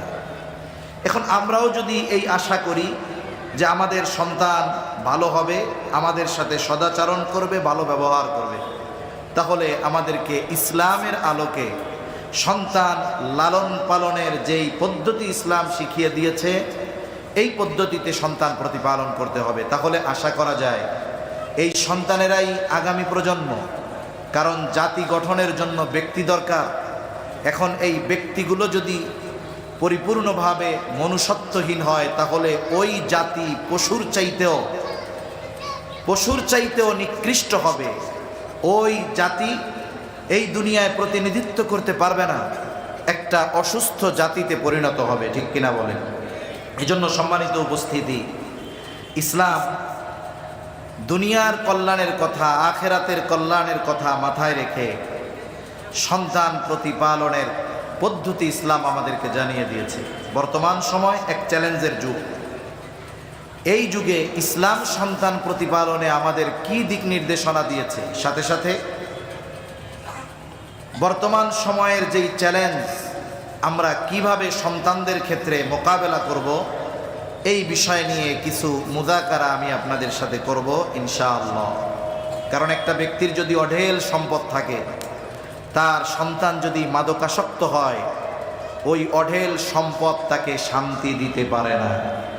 আর এক ব্যক্তির জাগতিক সম্পদ নাই, কিন্তু তার দুইটা সুসন্তান আছে। এই ব্যক্তির হয়তো থাকার মতো ঘর নাই, 3 বেলা ভালো খাওয়ার তৌফিক নাই, কিন্তু এই নেক সন্তান তার আত্মার প্রশান্তির কারণ হয়, ঠিক কিনা বলেন? এজন্য আল্লাহ তাআলার কাছে আমাদের নেক সন্তান চাওয়া। আল্লাহ তাআলা এই জন্য সন্তান তরবিয়ত, সন্তান সঠিকভাবে প্রতিপালন করা ইসলামী আইনে এটা আবশ্যকীয় একটি বিষয়। আল্লাহ তাআলা কোরআনুল কারীমের মধ্যে বলেন, ইয়া আইয়ুহাল্লাযীনা আমানু কু আনফুসাকুম ওয়া আহলিকুম নারা। আল্লাহ তাআলা বলেন, হে ঈমানদারেরা, কু আনফুসাকুম ওয়া আহলিকুম নারা, হে ঈমানদারেরা, তোমরা নিজে জাহান্নামের আগুন থেকে বাঁচো, তোমার অধীনস্থদেরকেও জাহান্নামের আগুন থেকে বাঁচাও। এই আয়াতের মধ্যে যতগুলো মেসেজ পাওয়া যায়, যতগুলো নির্দেশনা পাওয়া যায়, এর মধ্যে অন্যতম একটি নির্দেশনা সন্তান প্রতিপালন। ইমানদারদেরকে উদ্দেশ্য করে আল্লাহ তাআলা বলেন, হে ইমানদারেরা, নিজে জাহান্নামের আগুন থেকে বাঁচো, অধীনস্থদেরকে জাহান্নামের আগুন থেকে বাঁচাও। কেমন করে জাহান্নামের আগুন থেকে বাঁচতে হবে? বলে, ইমাম তো এনেছি আল্লাহ তাআলার আদেশ নিষেধ বিধিবিধান মান্য করার মাধ্যমে নিজেকে জাহান্নামের আগুন থেকে বাঁচাতে হবে। আর আমার আপনার অধীনস্থ যারা আছে তাদেরকে দ্বীনের উপরে পরিচালিত করার মাধ্যমে তাদেরকে জাহান্নাম থেকে বাঁচানোর চেষ্টা করতে হবে। এই আয়াতের মধ্যে যতগুলো মেসেজ আমাদের জন্য আছে, এর মধ্যে অন্যতম একটি মেসেজ হলো সন্তানকে দ্বীনের উপরে প্রতিপালন করা, সন্তানের দ্বীনি তারবিয়ত। এই আয়াতে আল্লাহ তাআলা আমাদের জন্য আবশ্যকীয় করে দিয়েছেন। সাথে সাথে রাসূলুল্লাহ সাল্লাল্লাহু আলাইহি ওয়াসাল্লাম বলেন, কুল্লুকুম রাঈনা ওয়া কুল্লুকুম মাসউলুনা আন রাইয়াতিহি। তোমরা প্রত্যেকেই দায়িত্বশীল, প্রত্যেককেই তার দায়িত্বের ব্যাপারে জিজ্ঞাসা করা হবে। নবীজি সাল্লাল্লাহু আলাইহি ওয়াসাল্লাম বলেন, রাষ্ট্রনেতা একজন দায়িত্বশীল, সে তার দায়িত্বের ব্যাপারে জিজ্ঞাসিত হবে। একজন পুরুষ তার পরিবার পরিজনের ব্যাপারে দায়িত্বশীল, সে তাদের ব্যাপারে জিজ্ঞাসিত হবে। এক কথায়, আমার আপনার অধীনে যারা আছে, আমার আপনার অধীনস্থ যারা আছে, তাদের প্রত্যেকের ব্যাপারে কিয়ামতের ময়দানে যার সামনে আমাকে আপনাকে জবাবদিহিতার কাঠগড়ায় দাঁড়াতে হবে, তিনি কে? এই যে অধীনস্থদের মধ্যে অন্যতম সন্তান, এই সন্তানের ব্যাপারে আল্লাহ কিয়ামতে আমাকে জিজ্ঞাসা করবে, আমাদেরকে জিজ্ঞাসা করবে, সন্তানরে দ্বীন শিখাইছিলা?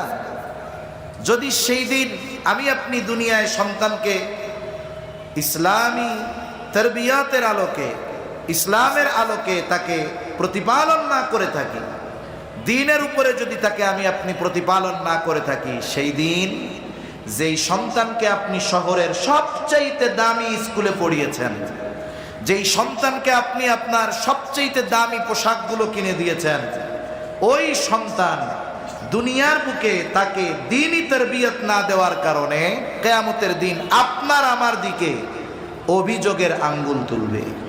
কি বলবে? রব্বানা ইন্না আতা'না সাদাতানা ওয়া কুবারানা ফাআদাল্লুনাস সাবিলা রব্বানা আতিহিম দি'ফাইনি মিনাল আযাবি ওয়ালআনহুম লা'নান কাবীরা। ওই দিন হয়তো ওই হতভাগা পিতার সন্তান তার বাবার ব্যাপারে আল্লাহ তাআলার কাছে অভিযোগ করে বলবে, ও আমার রব, ইন্না আতা'না সাদাতানা ওয়া কুবারানা, আমরা আমাদের নেতাদের অনুসরণ করেছি, বড়দের আনুগত্য করেছি, আজকে যে আমাদের এই পরিণতি, এর জন্য তো আমি দায়ী না। সন্তান হয়তো পিতার ব্যাপারে বলবে, আল্লাহ, আজকে আমি জাহান্নামী হওয়ার কারণে আমার পিতা দায়ী। কর্মী হয়তো বলবে জাহান্নামী হওয়ার কারণে আমার নেতা দায়ী। এইবার তারা আল্লাহ তাআলার কাছে আরেকটু তাদের ব্যাপারে বলবে, রব্বানা আতিহিম দি'ফাইনি মিনাল আযাব। ও রব, যেহেতু আমাদের এই করুণ পরিণতির জন্য দায়ী তারা, সুতরাং আপনি তাদের আযাবরে দ্বিগুণ করে দেন। একথা কিয়ামতের দিন সন্তান তার বাবার ব্যাপারে কার কাছে বলবে? জোরে বলেন। যদি আমি আপনি সন্তানকে দ্বীনের উপরে গড়ে না তুলি। আশা করি এতটুকু কথার দ্বারা আপনারা অনুধাবন করতে পেরেছেন যে ইসলামের আলোকে সন্তান লালন পালন করা ওই পিতার জন্য, মুমিন পিতার জন্য আবশ্যকীয় এক কর্তব্য। ঠিক কিনা বলেন? এটা ফরজ করতে হবে। এখন আসেন, সন্তানের তারবিয়াত তথা এই প্রতিপালন প্রক্রিয়া শুরু হবে কোথা থেকে?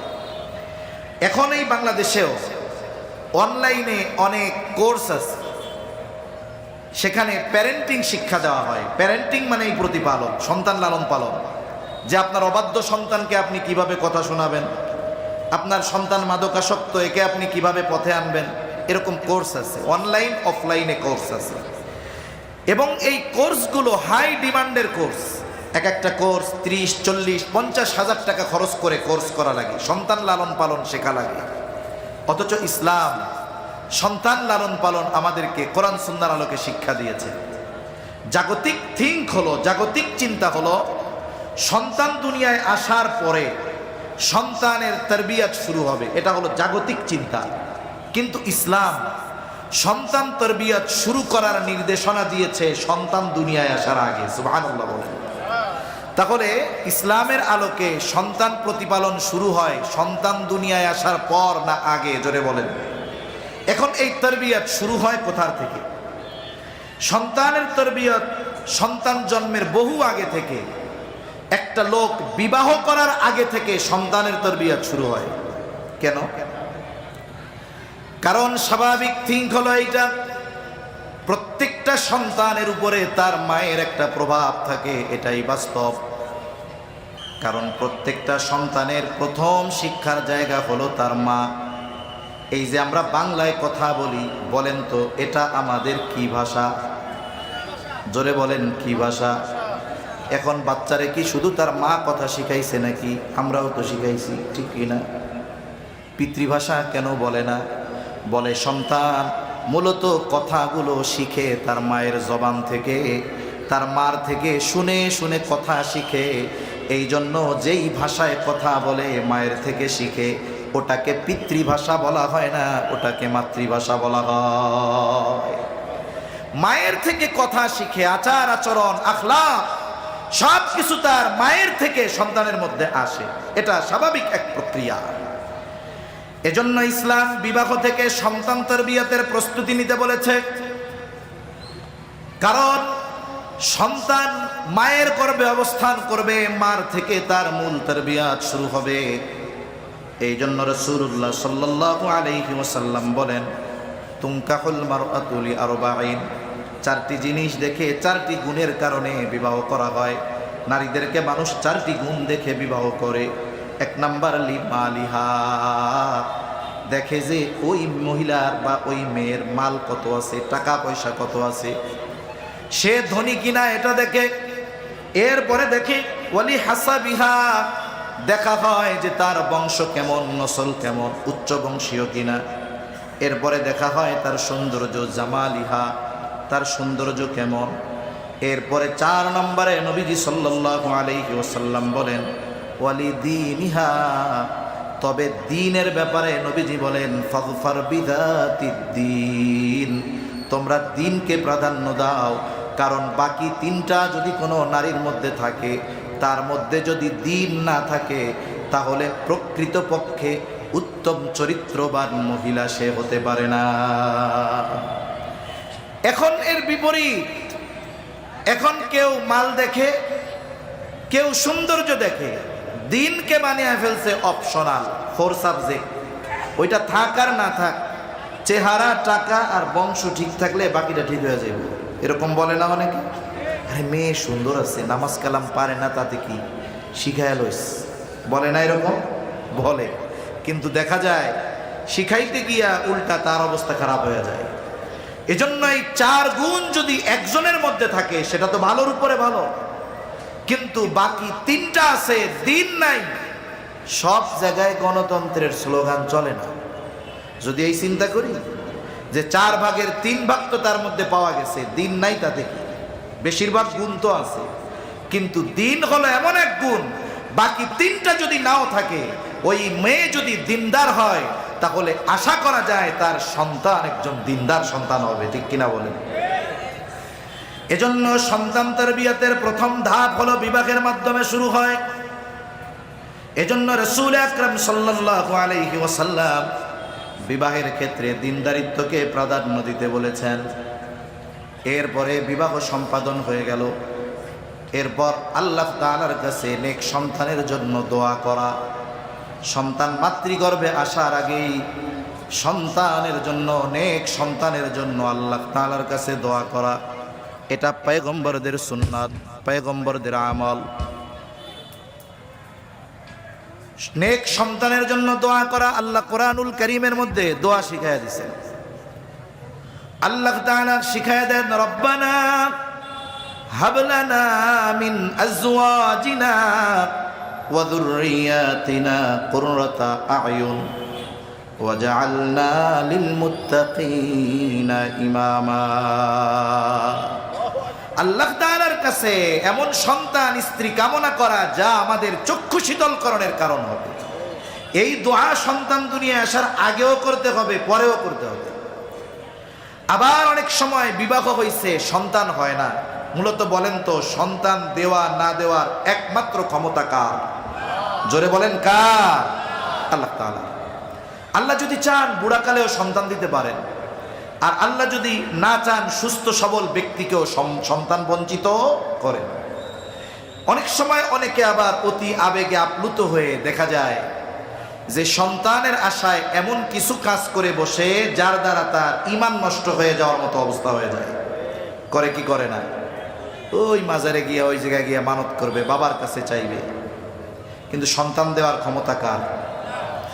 আল্লাহ রাব্বুল আলামিন বলেন, ইয়াহাবু লিমান ইয়াশাউ ইনাসা ওয়া ইয়াহাবু লিমান ইয়াশাউ যুকুর আও ইউযাউযুহুম যুকরানা ওয়া ইনাসা ওয়া ইয়াজআলু মান ইয়াশাউ আকিমা। আল্লাহ তাআলা যাকে চান তাকে ছেলে সন্তান দেন, আল্লাহ তাআলা যাকে চান তাকে কন্যা সন্তান দেন, আবার যাকে চান আল্লাহ তাআলা উভয়টাই দেন। আবার আল্লাহ তাআলা যাকে চান ওয়াজআলু মান ইয়াশাউ আকিমা। ডাক্তার কোনো রোগ ধরতে পারে না, বলে আপনারা তো সুস্থ, আমি কি করব, সব ঠিক আছে, কিন্তু আল্লাহ চায় না, এই জন্য সন্তান হয় না। আছে না নাই? এজন্য সন্তান যদি না হয় চাইবো কার কাছে? জোরে বলেন। সাথে সাথে আল্লাহ তাআলার কাছে এই দোয়া অব্যাহত রাখতে হবে। পয়গম্বর আলাইহিস সালাম নেক সন্তানের জন্য আল্লাহ তাআলার কাছে দোয়া করছে। হযরত জাকারিয়া আলাইহিস সালাম বার্ধক্যে উপনীত হয়ে গেছে, স্ত্রীও বুড়া হয়ে গেছে, সন্তান হয় না। ওনার কাছে যে মারিয়াম আলাইহিস সালামকে রেখে আসা হয়েছিল, ওনার জন্য বাইতুল মুকাদ্দাসে আলাদা কামরা। আল্লাহ তাআলা এক নিদর্শন মারিয়াম আলাইহিস সালামের জন্য বিশ্ববাসীর কাছে প্রেরণ করবেন, এটা আল্লাহর ইচ্ছা ছিল। পিতাবিহীন গর্ভে সন্তান, গর্ভে যখন সন্তান আছে স্বাভাবিক ডাক্তার কি বলে, ভালো কিছু ভালো ভালো খাওয়াইবেন, বলে না এরকম? যে মা যখন খাবে এর থেকে গর্ভের বাচ্চা পুষ্টি লাভ করবে। এখন তো খাবার ভালো দরকার। মারিয়াম আলাইহিস সালামের গর্ভে সন্তান। মাঝে মধ্যে জাকারিয়া আলাইহিস সালাম মারিয়াম আলাইহিস সালামের ঘরে যায়। যখনই যায় তখনই গিয়া দেখে হরেক রকমের ফলমূল, যেটা যেই সিজনে পাওয়া যায় না ওই সিজনে সেই ফল। শীতের ফল গরমে, গরমের ফল শীতে। এই দৃশ্য দেখার পর জাকারিয়া আলাইহিস সালামের অন্তরের মধ্যে একটা কথা আসলো, আহারে, যেই আল্লাহ গরমের ফল শীতের সময় খাওয়াইতে পারে, শীতের ফল গরমে খাওয়াতে পারে, সেই আল্লাহ আমাকেও বুড়া কালে সন্তান দিতে পারে।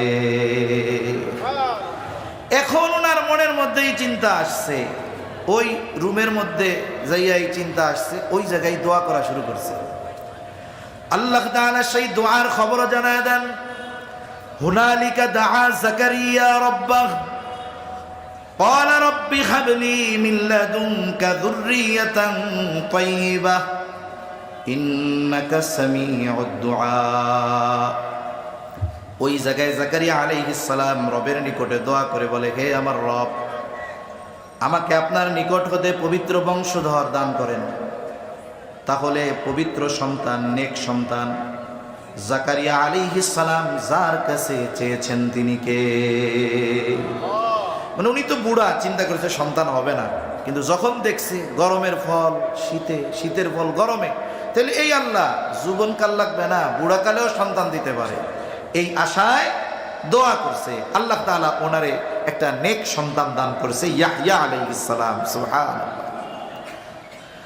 মুসলিম মিল্লাতের পিতা ইব্রাহিম আলাইহিস সালাম দোয়া করছে, বুড়াকাল, 90-এর কোটায় বয়স, কোন কোন তাফসিরে আসছে 86 বছর বয়সে আল্লাহ ওনারে সন্তান দিছে। কি দোয়া করছে? রব্বি হাবলি মিনাস সলিহিন, আয় আল্লাহ আপনি আমার একটা নেককার সন্তান দান করেন। মুফাসসিরিনে কেরাম বলেন, আল্লাহ তাআলার কাছে ছেলে সন্তান কামনা করা এটা ইব্রাহিম আলাইহিস সালামের সুন্নাত। এখন আপনি চাইছেন ছেলে, আল্লাহ দিছে মেয়ে, মুখটারে পেশার মতো বানানো যাবে নাকি? জোরে বলেন যাবে? কারণ আগেই বলছি, ছেলে হোক মেয়ে হোক, যিনি দেন তিনি কে? তার মানে আল্লাহর ফয়সালার ব্যাপারে আমি আপনি অসন্তুষ্ট। চাইছি ছেলে, দিছে মেয়ে, কারণ চাইছি কার কাছে? জোরে বলেন না, কার কাছে? এই আল্লাহর নাম নিতে কষ্ট হইতেছে, এটা তাকবীর দেন, নারায়ে তাকবীর। হলো না? নারায়ে তাকবীর, নারায়ে তাকবীর।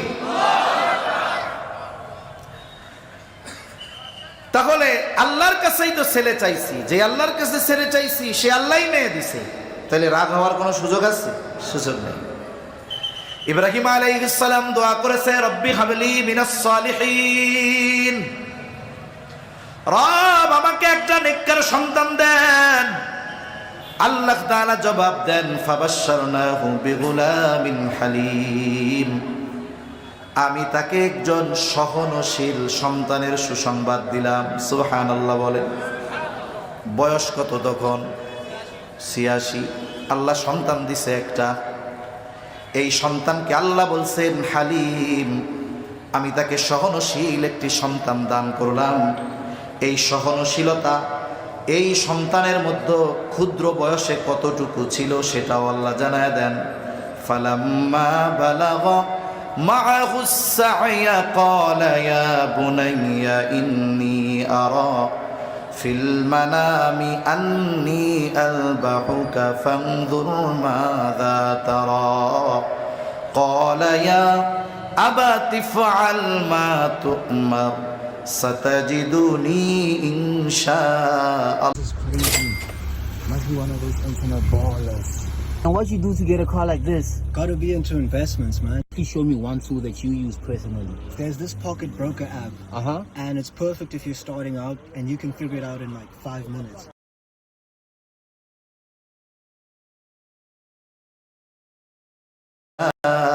আল্লাহু মিনাস সাবিরিন। ইব্রাহিম আলাইহিস সালামের সন্তান ইসমাইল আলাইহিস সালাম যখন পিতার সাথে চলার মতো বয়স হয়েছে, বিভিন্ন কাজে বাবারে সহযোগিতা করতে পারে। একটা বাচ্চা যখন একেবারে সদ্য ভূমিষ্ঠ দুধের শিশু হয়, দুধের শিশু বলে, এর প্রতি যতটুকু মায়া, বাচ্চাটার যখন 2-3 বছর বয়স হয়ে যায়, সাথে সাথে চলে, গাড়ির উপরে চলে, কোলে নিয়ে চলা যায়, একটু পর পর খালি। এইবার আল্লাহ তাআলা ইব্রাহিম আলাইহিস সালামকে স্বপ্নে দেখাইলেন। স্বপ্নে দেখছে যে তিনি তার সন্তানকে জবাই করতেছে। সন্তানের কাছে আইসা ইব্রাহিম আলাইহিস সালাম বলতেছে, ইয়া বুনাইয়া ইন্নী আরা ফিল মানাম, হে আমার বৎস, আমি স্বপ্নের মধ্যে দেখলাম, আন্নী আযবাহুকা, যে আমি তোমারে জবাই করতেছি। তার মানে তোমারে আমি জবাই করতেছি, স্বপ্নে দেখলাম। ইসমাইল আলাইহিস সালাম পয়গম্বরের সন্তান, স্বপ্ন আমরা দেখতেই পারি, কিন্তু ওই সাথে চলা বালক এখনই বুঝতে পারছে যে আমার বাপ যে স্বপ্ন দেখছে এটা সাধারণ স্বপ্ন না। কারণ নবীদের স্বপ্ন হলো ওহী, নবীদের স্বপ্ন হলো আল্লাহ তাআলার পক্ষ থেকে প্রত্যাদেশ। ছেলেও বুঝতে পারছি এটা নিছক কোনো স্বপ্ন নয়, বরং আমাকে জবাই করার আদেশ যিনি দিয়েছেন তিনি কে? ইব্রাহিম আলাইহিস সালাম বলতেছে আমি তো স্বপ্নে দেখছি তোমারে জবাই করতেছি, ফানদুর মাযা তারা। এখন তুমি এই ব্যাপারে কি বলো, তোমার মতটা কি, তোমার সিদ্ধান্তটা কি? যদি বলতো যে আব্বা এই কাম কি কোনো বাপ ছেলের সাথে করে, এটা কি কোনো কাজ হইল? যদি বলতো, বলেন তো ইব্রাহিম আলাইহিস সালাম তাইলে বলতো নাকি যে তাইলে থাক জবাই টবাই করার দরকার নাই, করতো? ইব্রাহিম আলাইহিস সালাম তো তার সিদ্ধান্ত অটল, কিন্তু সন্তানকে জিজ্ঞাসা করে সন্তানের মনোভাবটা তিনি একটু বুঝতে চান। আল্লাহ বলছে সংবাদ দিছি ফাবাশশারনাহু বিগুলামিন হালিম, সহনশীল এক সন্তানের সুসংবাদ আমি তাকে দিলাম। কেমন সহনশীল সন্তান? সহনশীলতা হলো এমন এক গুণ, অনেকগুলো গুণের সমন্বয় একটা গুণ। সন্তানও সহনশীল, জবাব দিয়ে দিল ক্বালা ইয়া আবাতি ফাআল মা তু'মার সাতাজিদুনি ইনশাআল্লাহু মিনাস সাবিরিন। হে আমার পিতা, আপনি যেই ব্যাপারে আদিষ্ট হয়েছেন, যেই ব্যাপারে আপনি আল্লাহর পক্ষ থেকে নির্দেশনা প্রাপ্ত হয়েছেন, আপনি এটা করেন। ইয়া আবাতি ফাআল মা তু'মার, আপনাকে যা আদেশ করা হয়েছে আপনি সেটা করেন, আমারে জবাই করেন, টেনশন করেন না। সাতাজিদুনি ইনশাআল্লাহু মিনাস সাবিরিন, যে আপনি আমাকে ধৈর্যশীলদের অন্তর্ভুক্ত পাবে। এই যে এমন এক সন্তান, এটা ইব্রাহিম আলাইহিস সালামের দোয়ার ফসল। কিসের ফসল? জোরে কোন, জোরে জোরে, কিসের ফসল? দোয়ার ফসল। এই জায়গায় সন্তান আছে কাদের কাদের একটু হাত উঁচা করেন। যাদের যাদের সন্তান আছে, ছেলে হোক আর মেয়ে হোক, আপনামা সন্তান দুনিয়ায় আসার আগে আল্লাহর কাছে এই দোয়াটা করছেন, এরকম দুই একজন আছেন? মিথ্যা কথা কইেন না। আলহামদুলিল্লাহ 2-3 জন পাইছি, নামান হাত, মাশাআল্লাহ।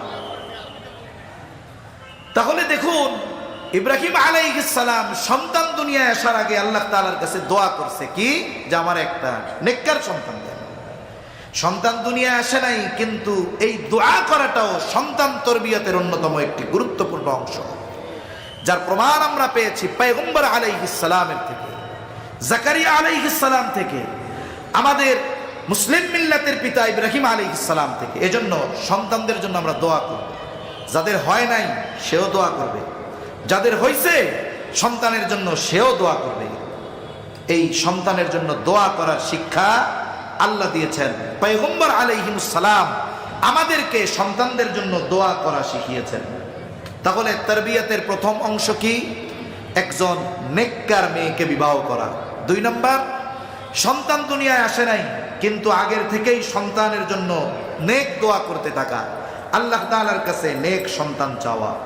এরপরে সন্তান দুনিয়ায় আসলো, আসার পরের তারবিয়াত কি? সন্তানের হুকুক সমূহ যেগুলো আছে, হকগুলো তো আদায় করবে, সাথে সাথে আরো তার জন্য কি করণীয় আছে। এটাকে আমরা 3 ভাগে ভাগ করব। অল্প সময়ের মধ্যে কথা শেষ করে দিতে হবে, কারণ সবাই উপস্থিত। প্রথম বিষয়টা হলো সন্তান তরবিয়তের মৌলিক যে বিষয়টা, সেটা হলো তাওহীদ ও ঈমানের ভিত্তি সুদৃঢ় করতে হবে। আমাদের যে সন্তানেরা দুনিয়া আসছে, শিশু মননে ঈমানের বীজ, তাওহীদের বীজ বপন করে দিতে হবে। আমি আপনি যদি অপেক্ষায় থাকি যে সন্তানের বয়স তো 3 বছর 4 বছর, ওইটা তো নাবালক, আল্লাহই তো ওর কোনো পাপ লেখে না, তাইলে আমরা এত বাড়াবাড়ি করে লাভ কি? 12 বছর হোক, এরপরে নামাজ শিখাবো না, এরপরে দিন শিখাবো না। যদি এই চিন্তা যদি কেউ করে সন্তানকে রেখে দেয়, তাহলে ওই কুমারের মতো হবে।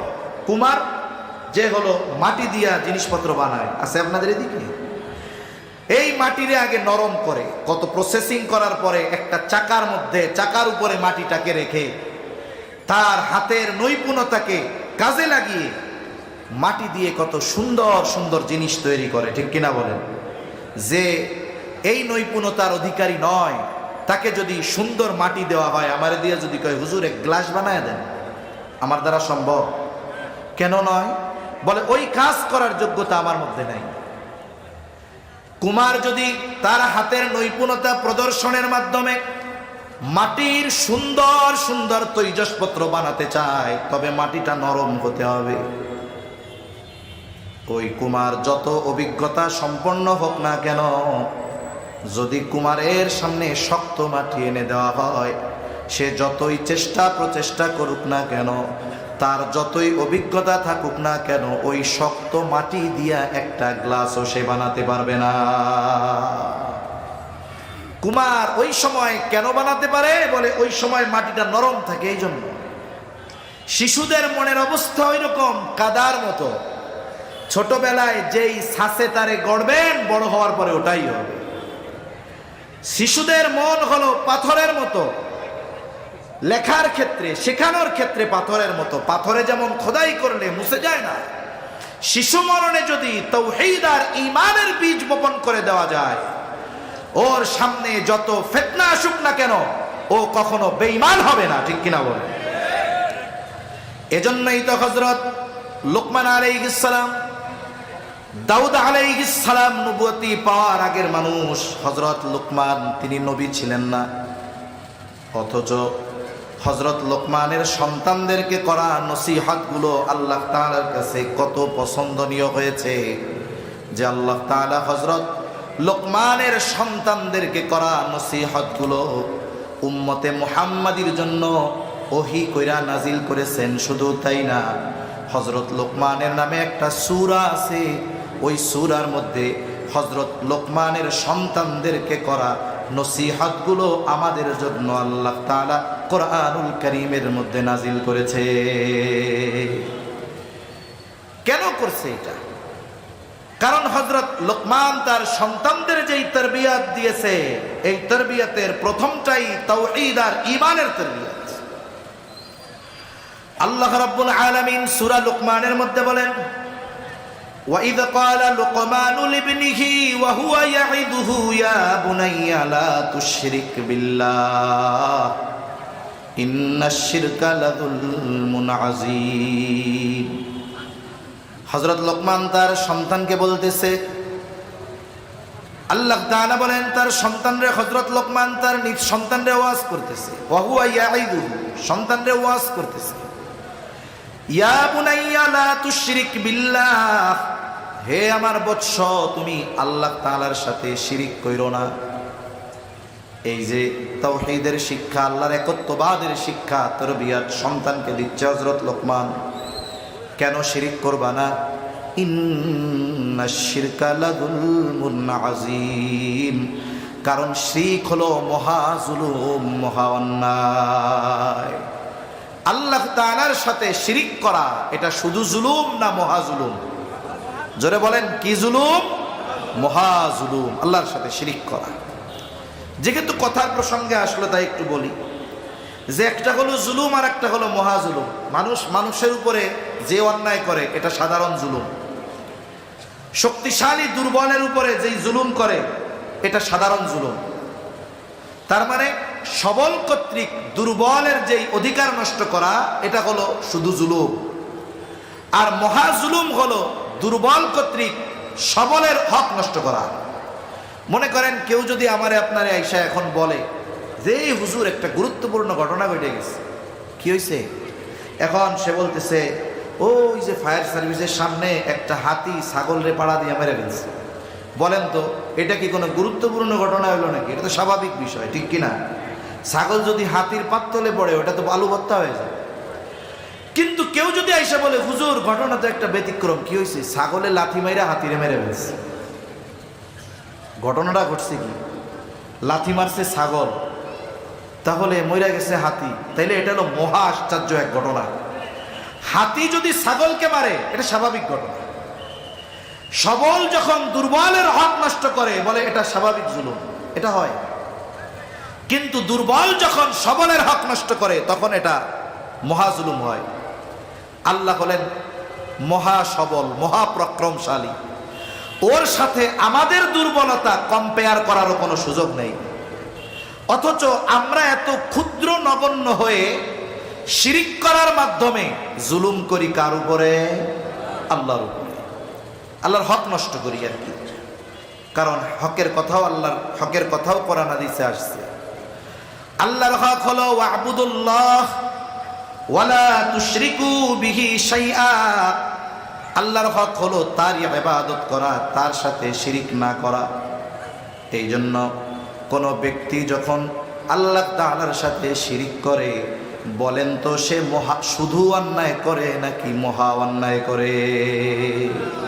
সন্তানকে এই যে তাওহীদ, ঈমানের একত্ববাদের শিক্ষা দিতে হবে যে আমার সন্তান, আল্লাহর সাথে শিরিক করা যাবে না। আল্লাহ এক, আল্লাহ একক, তার সমকক্ষ গোটা সৃষ্টি জগতে কেউ নাই। সন্তানকে শেখাবেন। এখন কথা হইল, একেবারে 3 বছরের বাচ্চারে কিভাবে শেখাবো?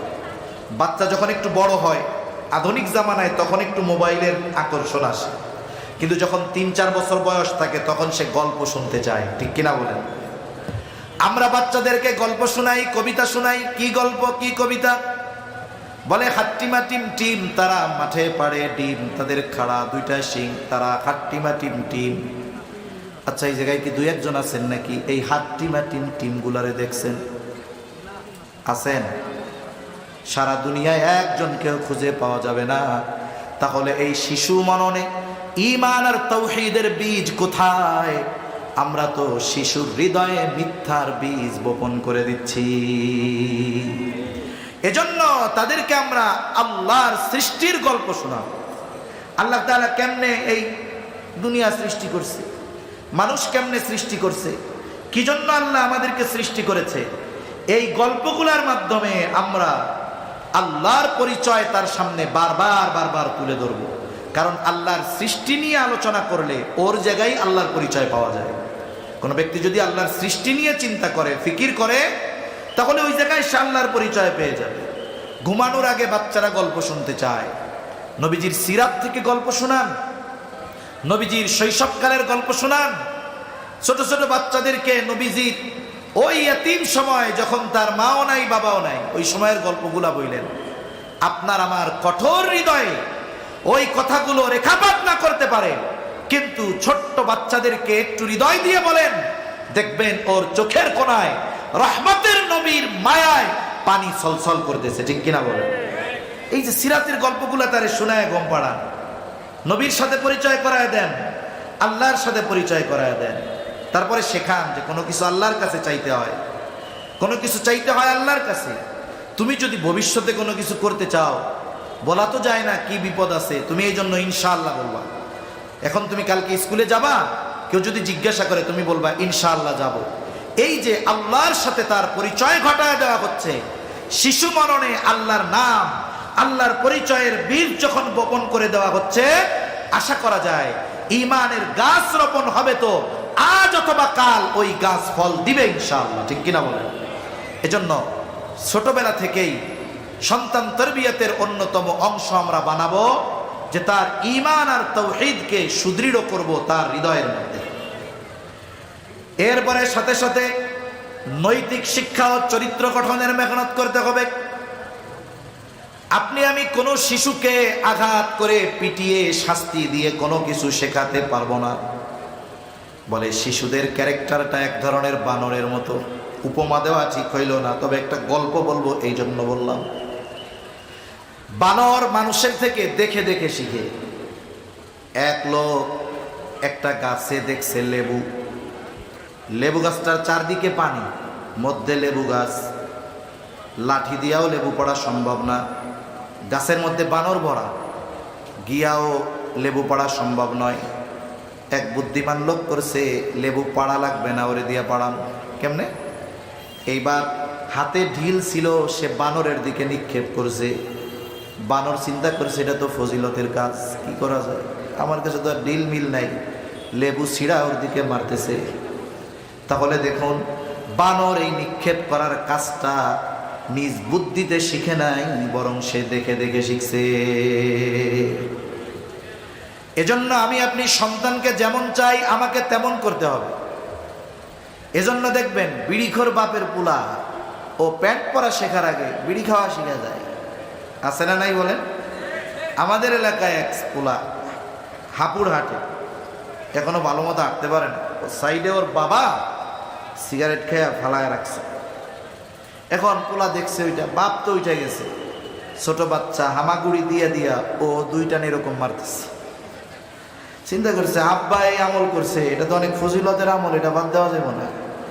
এই যে বাচ্চাটা যে শিখলো কার কাছ থেকে?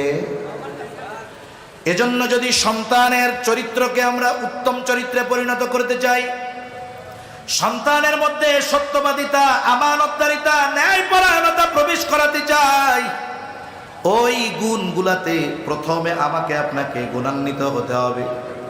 আমি আপনি যদি নৈতিকতার গুণে গুণান্বিত হয়ে যাই, আশা করা যায় আমার আপনার ধৈর্য, বিনয়, আচার আচরণ, আমানতদারিতা দেখে দেখে সন্তান এগুলো শিখবে। আমি যদি সন্তানের সাথে মিথ্যা কথা বলি, ও মিথ্যা কথা শিখবে, এটা স্বাভাবিক বিষয়। ছোট বাচ্চার সাথেও মিথ্যা কথা বলা জায়েজ নাই। রাসূল আকরাম সাল্লাল্লাহু আলাইহি ওয়াসাল্লামের কাছে একজন মহিলা আসছে, মহিলা সাথে ছোট বাচ্চা। বাচ্চারা এক জায়গায় যখন অনেকজন হয়, একটু যদি খেলাধুলায় জড়ায় যায় তখন আর বাপ মার কাছে আসতে চায় না। বাচ্চাটা মহিলার থেকে দূরে চলে গেছে, মহিলা বাড়িতে ফিরবে, বারবার বাচ্চাটাকে ডাকতেছে যে আমার কাছে আসো, আসে না। এইবার মহিলা হাতের মুঠ পাকায়া, হাতের মুষ্টিবদ্ধ করে সন্তানের দিকে ইশারা করতেছে, এদিকে আসো, তার মানে আমার কাছে যদি আসো তোমারে মজা দিমু। ছোট বাচ্চা দৌড় দিয়া চলে আসছে। এবার হাতের মুঠ খুলে মহিলা ওই বাচ্চার হাতের মধ্যে একটা খেজুর দিয়ে দিছে। রহমতের নবী এই দৃশ্য দেখলেন। এবার মহিলাকে উদ্দেশ্য করে নবীজি সাল্লাল্লাহু আলাইহি ওয়াসাল্লাম বলতেছে, মহিলা শোনো, তুমি যদি এই বাচ্চার হাতে কোনো কিছু না দিতা তাহলে অবশ্যই তুমি মিথ্যাবাদী বলে গণ্য হয়ে যেতা। এইরকম আচার আচরণের মাধ্যমে আমরা বাচ্চাদেরকে মিথ্যা শিখাই। অনেক সময় আমরা মিথ্যা বলতে তাদের উদ্বুদ্ধ করি। স্কুলে আসে নাই, মাদ্রাসায় আসে নাই, পরের দিন আসতে চায় না, ভয় পায়। এখন মা শিখাইয়া দিছে, যে বলবা যে তুমি কালকে অসুস্থ ছিল, তোমার পেটে ব্যথা ছিল। এখন ছোট বাচ্চা স্কুলে আসছে, শিক্ষক ডাক দিছে, এদিকে আসো, কি ব্যাপার, তুমি কালকে স্কুলে আসো নাই কেন? ও তো ভয় পাইতেছে, বলে হুজুর আমার পেটে ব্যথা ছিল। হুজুরও চালাক, শিক্ষকও চালাক, বলে তোমার যে পেটে ব্যথা ছিল তোমারে কে কইছে? হুজুর আমার আম্মু বলছে, হুজুর আমার পেটে ব্যথা ছিল।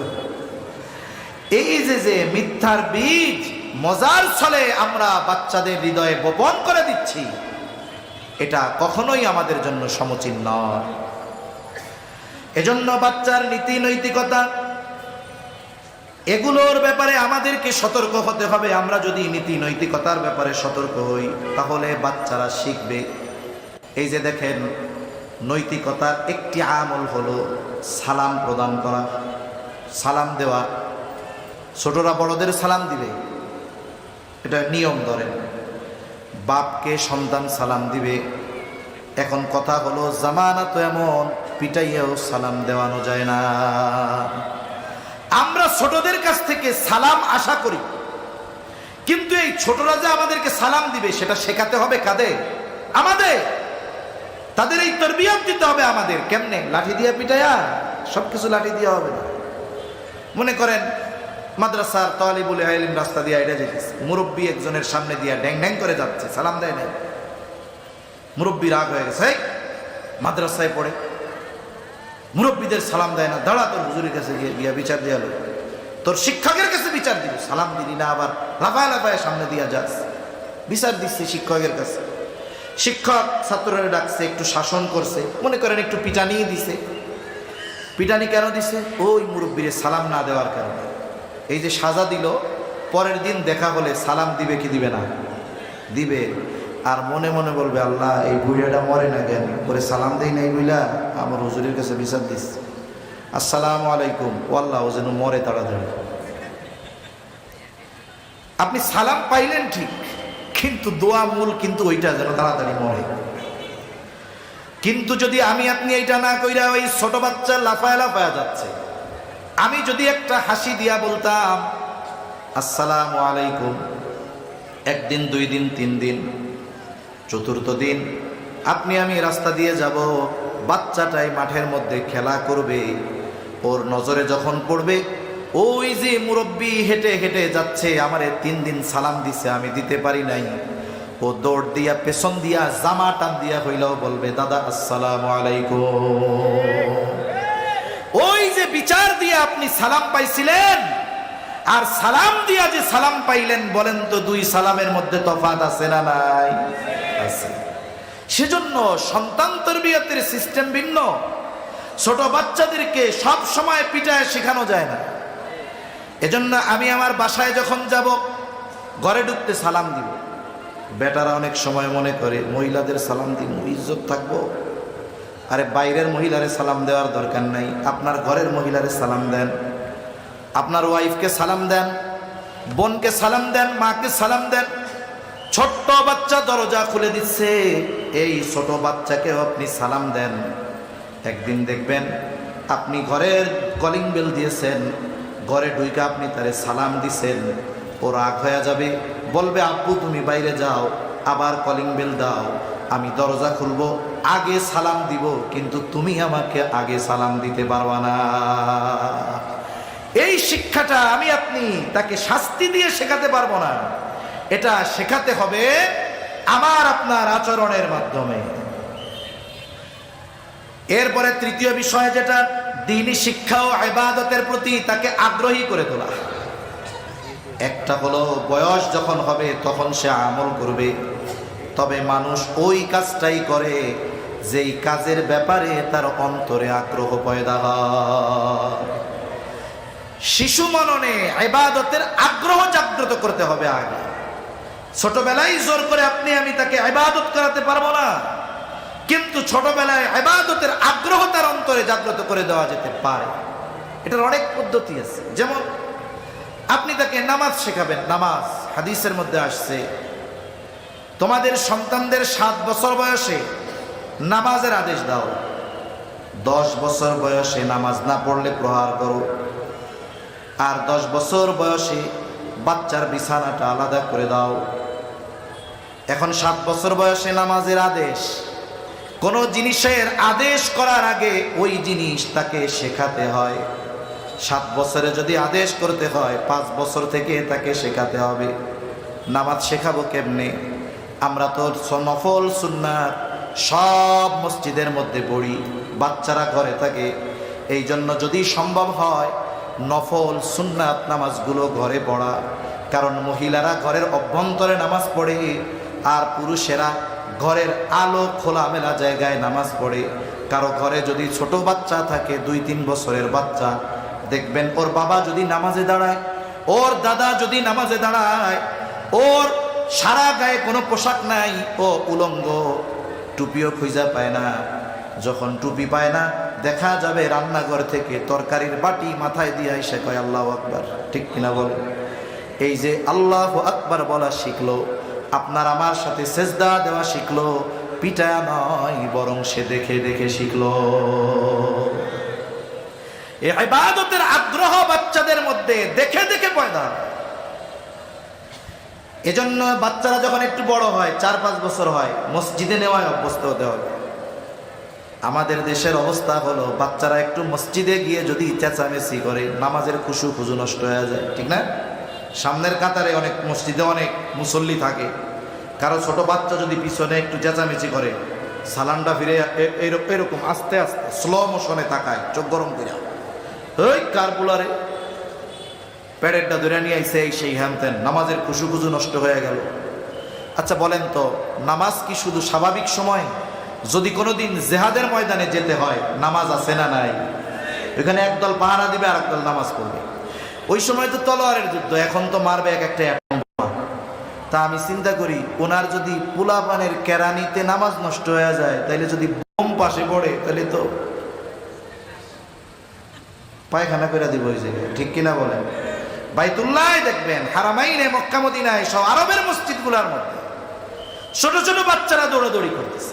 আচ্ছা, আপনি গাছ লাগাইছেন, বাগান, কিন্তু কোনো পাখি কোনোদিন আসে না, এই বাগানের আসল মজা পাওয়া যাবে? কিচিরমিচির আওয়াজের কারণে মজা পাওয়া যায়। এজন্য যেই বাচ্চা বুঝে, একেবারে ছোটটা না, 5-6 বছর বয়স, ওকে মসজিদে আনায় অভ্যস্ত হন, তাহলে কি হবে? একটা সময় 7 বছরে নামাজের আদেশ করা লাগবে না, ও পাক্কা নামাজি হয়ে যাবে ইনশাআল্লাহ। এইভাবে বাচ্চাদেরকে ইবাদতের প্রতি আগ্রহী করে তোলা। ছোট বাচ্চা রোজা ফরজ হয় নাই, রোজা রাখতে চায়, তাহলে যেই বাচ্চা 6 বছরের নামাজে অভ্যস্ত হয়ে গেছে, ওরে 7 বছরের নামাজের জন্য আদেশ করা লাগবে? লাগবে না। এই পরিবেশের একটা বিষয় আছে। এই জন্য মাদ্রাসায় যারা পড়ে, দেখেন অনেক সময় 5 বছরের বাচ্চার নামাজের একাগ্রতা দেখে আমাদের লজ্জা লাগে। ছোট বাচ্চা কত সুন্দর ইবাদত করতেছে। এজন্য সন্তান প্রতিপালনের অন্যতম একটি বিষয় যে সন্তানকে ইবাদতের প্রতি আগ্রহী করে তোলা, সাথে সাথে দ্বীনি শিক্ষার ব্যবস্থা করা। দ্বীনি শিক্ষার ব্যবস্থা করা। আগে তো মাদ্রাসা মানে আমরা বুঝতাম যে মাদ্রাসায় পড়বে শুধু সবচাইতে ব্রেন খারাপ যেটার এইটা, আর সবচাইতে গরিব মানুষ যেটা, তার সন্তানটাকে মাদ্রাসায় দিবে। কিন্তু পারিপার্শ্বিক পরিস্থিতি এই ধরনের এলিট শ্রেণীর মানুষের চোখ কান খুলে দিয়েছে যে আমি যতই সম্পদ উপার্জন করি না কেন, আমার সন্তানদেরকে যদি বাস্তবিক অর্থে ভালো মানুষে পরিণত না করতে পারি, অঢেল সম্পদের মালিক হওয়ার পরেও বার্ধক্যকালে আমার উপার্জিত, আমার বানানো ওই 10 তলা বাড়িতে আমার জায়গা হবে না। এজন্য দেখেন প্রাইভেট মাদ্রাসাগুলো গড়ে উঠতেছে। আমাদের নূরে মদিনা মাদ্রাসা, আমাদের বিপ্লবী ভাইয়ের মাদ্রাসা, কত সুন্দর। সব ধরনের, সব স্তরের মানুষেরা তাদের সন্তানদেরকে এখানে দ্বীন শেখার জন্য দিয়েছে। এজন্য সন্তান তরবিয়তের অন্যতম একটি ধারা হলো তাদেরকে আমলে আগ্রহী করা, সাথে সাথে দ্বীন শিক্ষা দেওয়া। আমি 3টা পয়েন্ট বলেছি বাচ্চারা দুনিয়ায় আসার পরে তরবিয়ত, এর আগে 2টা বলেছি, মোট 5টা। মূল কথা, সন্তান তরবিয়ত এটা চলমান এক প্রক্রিয়া, সন্তান দুনিয়ায় আসলেই করতে হবে তা না। 1 নাম্বার, বিবাহের সময় একজন উত্তম মা নির্বাচন, এটা হলো সন্তানের তরবিয়তের প্রথম ধারা। দ্বিতীয়, বিবাহের পরে নেক্সট আল্লাহ আল্লাহ সুবহানাহু ওয়া তাআলা আমাদের কথাগুলো বুঝবার তৌফিক দান করেন, আমিন। ওয়া আখিরু দাওয়ানা আলহামদুলিল্লাহি রাব্বিল আলামিন। খেদমতে কিছু দ্বীনি কথা বলবার লক্ষ্যে পবিত্র কোরআনুল কারীম থেকে একটা আয়াত ও রাসূল আকরাম সাল্লাল্লাহু আলাইহি ওয়াসাল্লাম